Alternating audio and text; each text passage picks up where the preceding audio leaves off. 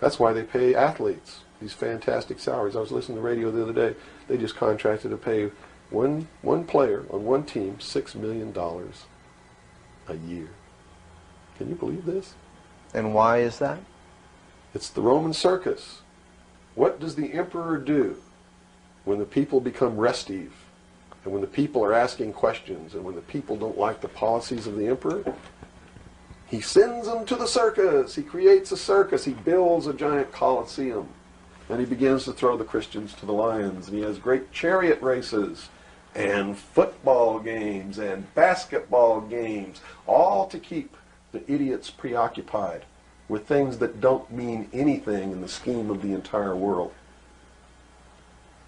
so that they don't have the time to learn what the truth is, so they don't ever get smart enough to learn how they're being manipulated, so they don't ever question the emperor.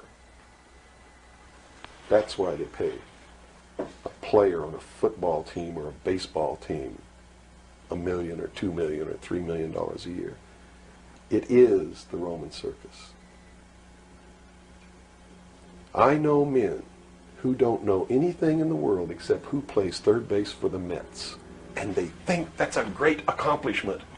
And they meet and pat each other on the back and bond and go have cocktails and talk about what this guy that plays third base for the Mets did in last night's game. It's sad.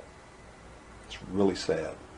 Is there any room in a kind of society where these manipulations are not taking place for this type of entertainment, or any type of entertainment at all?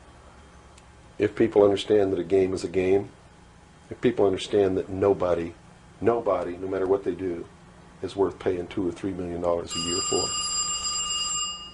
people should be able to get rich if they want to, by the sweat of their individual labor. Okay? By going out and doing something for the world. Not by taking people's minds away from the emperor. It's a game. Football's a game. Football's a game. But let me tell you something. When 150 of the most powerful men and women in the world can meet in secret in Baden-Baden, Germany, and plot the fate of billions, and nobody even cares about it, but 6 football players go to lunch together, and it's in the headlines across the country, you have a reflection of the society in which that exists. And it is a sick, sick society that is doomed to self-destruction.